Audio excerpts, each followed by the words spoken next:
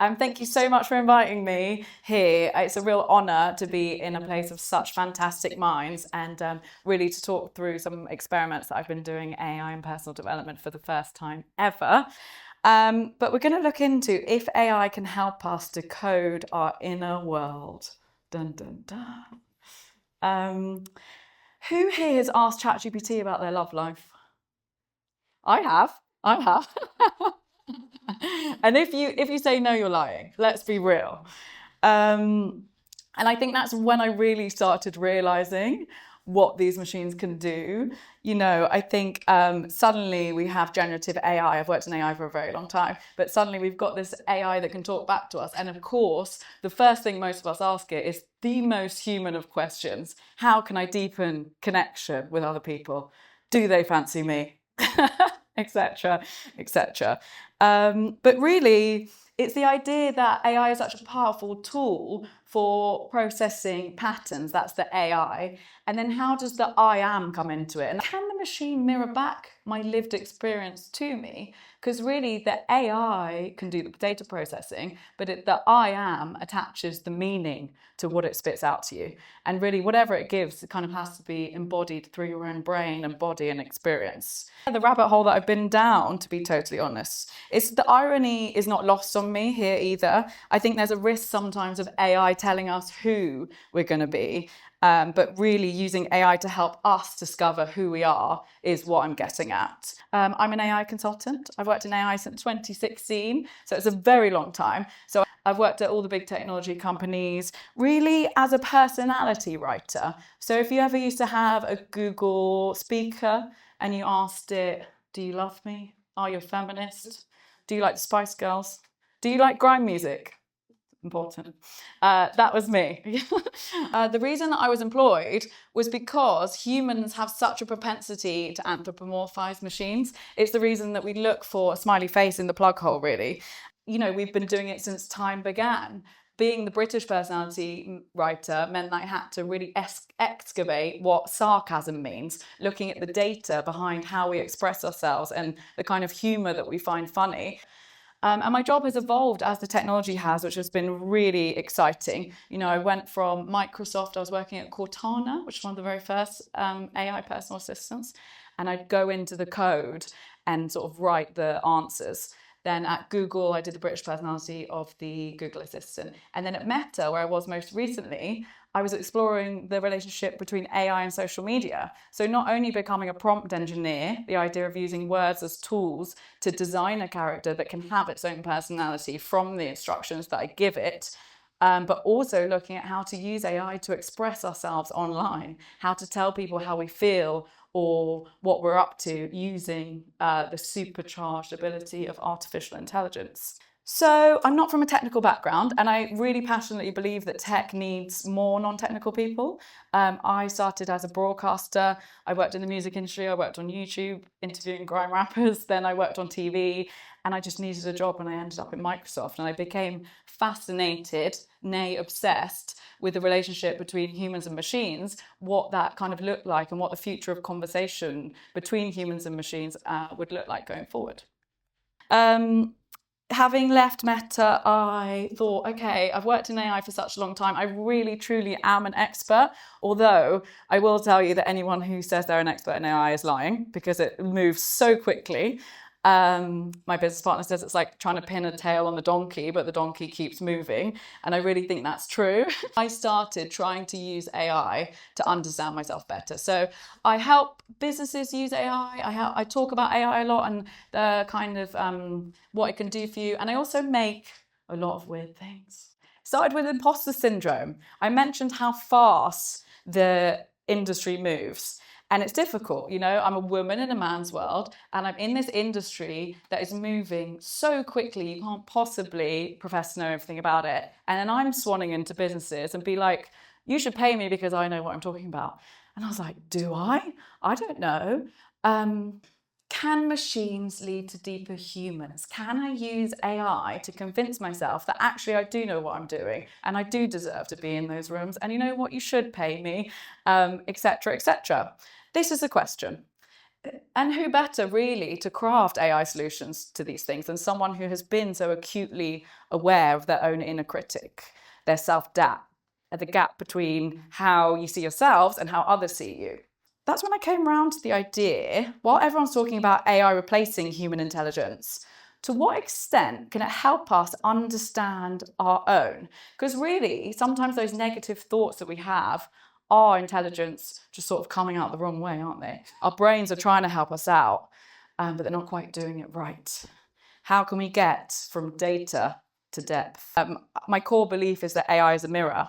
And I think having the imposter syndrome and talking to AI about it created the exact conditions that I needed for genuine self-reflection. But can AI aid that? Can it aid self-awareness by analysing the content that we produce when we're being really honest with ourselves? I'm obsessed with this idea of machine being a mirror, and if you could take away one thing from tonight, I really would hope that it would be that. Can we, with the right intentions, can more tech help personal development rather than distract from it? Seems a bit preposterous to need more technology in this day and age, isn't it?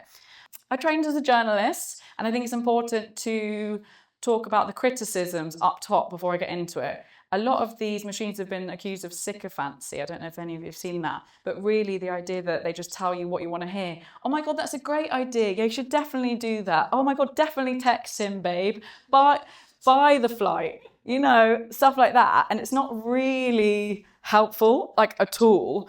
I think, honestly, the sad truth is that perhaps AI has been embraced by many who haven't felt this level of love or like someone to listen to them. And I think it is dangerous. You know, we're starting to see the beginning of supposed AI psychosis. But I think sycophancy is something to be taken seriously. And it actually led me to one of my very first experiments, which was tough love bots. Bots that tell you what you need to hear, not what you want to hear. Like what a sister would say, what a friend would say, no, you shouldn't wear that, etc., etc. And I think like sometimes that's what we crave, isn't it? We want someone or something to tell us the bloody truth and not just agree with us. The ghost in the machine. Many of you heard this phrase? I'm sure you know a lot more about it than I do. It's a phrase coined by Gilbert Ryle, and he critiqued the theory that the mind and body are separate. I think we've all come around to the idea that that's not true, right? Especially with like Gabor Mate and everything now. But I was thinking about this, the idea of the ghost in the machine and how it relates to AI and personal development. It felt quite apt. Not only because the people who are making AI, these systems which are using data to teach themselves, don't really understand how it works and can't be 100% sure where it's going. It feels like a ghost in the machine. But also, can the ghost in the machine help us understand our ghost in our machine? The disconnection that it feels like sometimes between the body and the mind. Consciousness. Quite a controversial thing to say at a neuroscientist convention. Not that this is one, but you know what I mean. But I thought, why not? You know, if we're thinking about understanding ourselves better, if we're thinking about using tools, practices, and insights to grow, perhaps the idea of raising our consciousness might be a natural thing to say next. However audacious it is. I'm not talking about capital E enlightenment here, although that sounds quite nice. I do fancy some of that. But for the sake of this talk, what I'm going to be talking about is how I've been experimenting in my projects to look at enhancing greater self-awareness, broadening your perspective, understanding other people's points of view, deepening emotional intelligence, and being more present. So whatever word you want to use to describe that, that's what I'm touching upon today. There's also a psychedelic renaissance. Make of that what you will.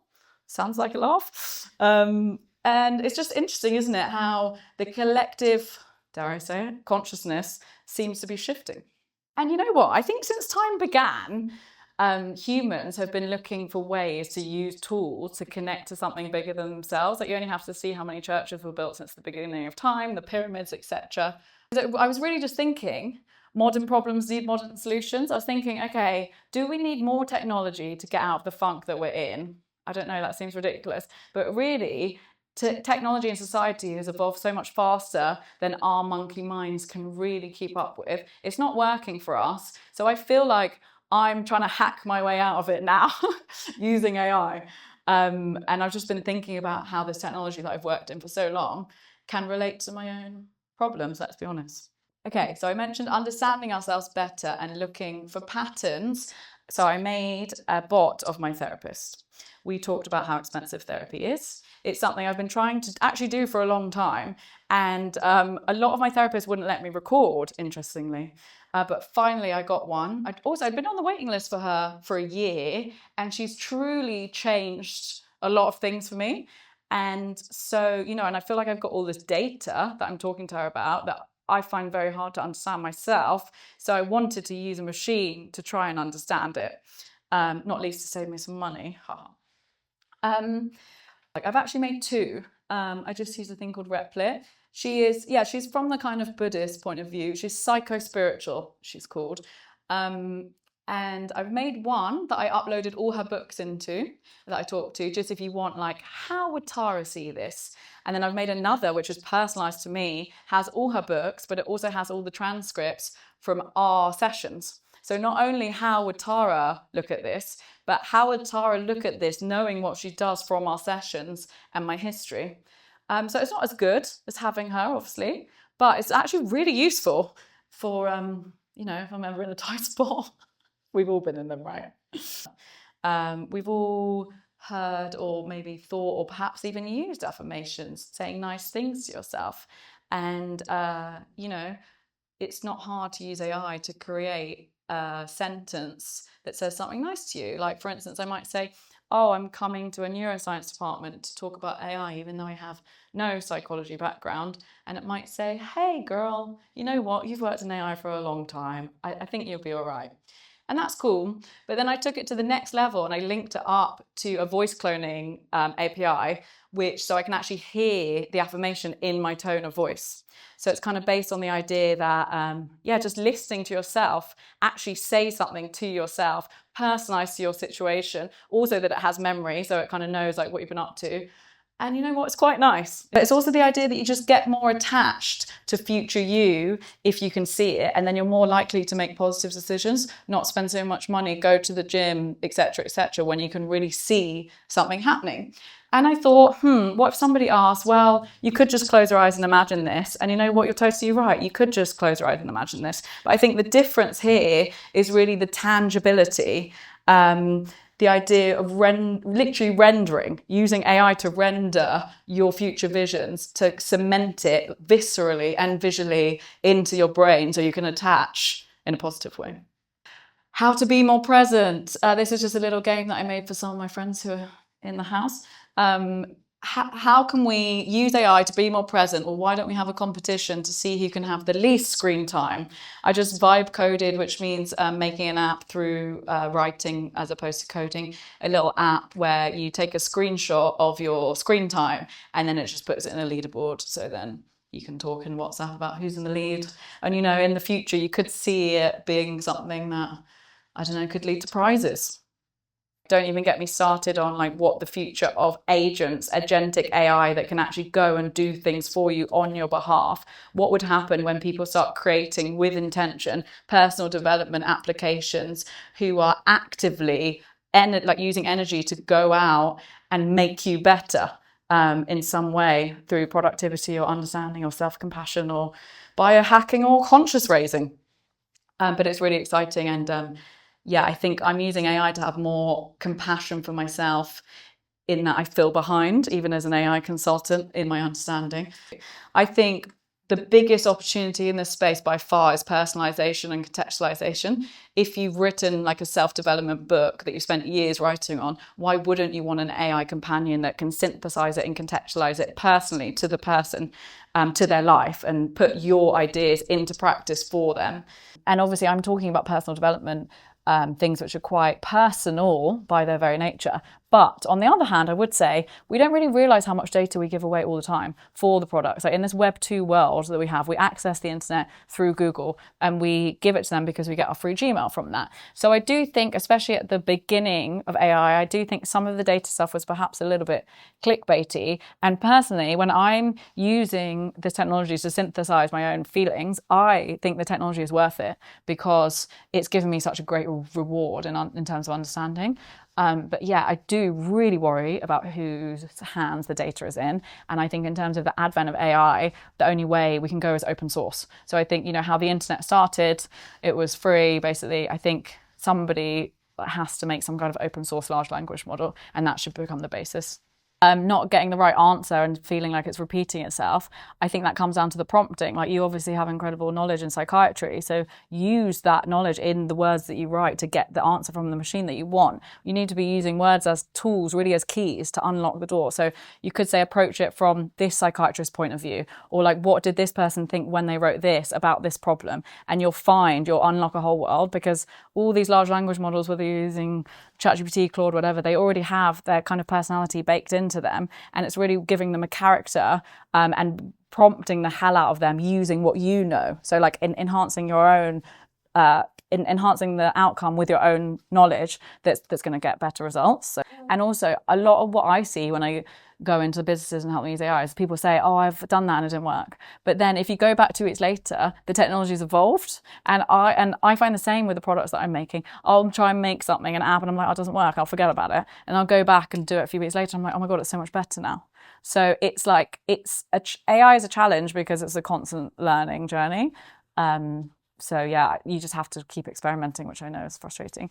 And I agree, it's wild. There should 100% be more regulation. I think like JD Vance just like swanned in and been like, oh, let's everybody compete to see who's going to get there first. And then, you could compare it to nuclear power, where something really bad is just going to happen, and then suddenly the governance is going to come in, which shouldn't be the way it's used. I did leave a big technology company for a reason, and I do believe that there needs to be more good people in this industry making good things, because the intention of what you put into the machine is important. I'm just a curious person making experiments to try and understand myself. But I think that the reason why traditional institutions aren't taking a risk is because they don't understand it and there's not laws around it. So yeah, probably there should be some kind of just collective decision that allows people to create stuff to help people rather than stop them from doing that. I think that the most important skill in the age of AI is critical thinking. So I think that should be the number one skill that's getting taught right now. So I think you have to think critically and never accept the first answer. I would just say carve out some time to experiment, and start using some kind of vibe coding platforms like Replit or something. Get au fait with the idea of what an API is, which just means plugging in the back end of some kind of AI service. And just yeah, and if something doesn't work the first time, go back to it. What's been my most surprising discovery? I think it comes down, if you're being really deep, it comes down to reflecting. You can think you're one way, and then you look at the data, your emotional data, and you're like, oh my God, I think I'm completely different. I think I'm not self-aware at all. So probably that, yeah. It's so interesting when you say we're entering the intimacy economy, and then you're telling me about an AI that you feel like was flirting with you. They reflect the bias of the people that are making them. I thought about that a lot. I've worked on chatbots for ages, and it's funny how they're all women. They're all subservient women that help you out. I worked on the first ever gender neutral chatbot too as an experiment. But how the internet evolved because of porn. It's in a way chatbots have evolved because everybody wants an AI girlfriend, and even big tech companies that said, oh, we're never going to do that, then suddenly they're making them because they're big business and people are using them and there's a market for them. So it's interesting, isn't it? The loss of connection in real life. I think my dream capture thing has been quite interesting because it's interesting and my friends are using it, and sometimes I wake up in the middle of the night, do it, and then I go back to bed and I'm like, oh. And yeah, I just think it's interesting. And sometimes you think something's on your mind and it turns out to be something else. Well, according to the one API that's plugged in the back end that week or whatever. And I have experimented with all the different ones, but whether it's fun or true, I found it helpful. Well, I don't think we're going to have phones. I think the whole way we interact with technology is totally going to change. I think it's going to be voice first. We're all going to have our own agents doing stuff for us. I think we're all going to have a assistant that helps us do a multitude of things that we can't even imagine. I mean, 5 years isn't that far away. So obviously, like, some of us will still have some of us will still have phones and everything. But I think, yeah, it's going to be a bigger shift than we were even really imagining. And I think social media is going to be really interesting because I'm not sure, we're entering the era of AI slop, really, and just like so much content that's not even real that we can't trust. So I think, like, humanity will be premium, and it'll be interesting to see where social media goes with that in mind, if the traditional people can survive or not. And how we interact with technology and what we're going to do if AI really can supercharge our productivity. What are we going to do?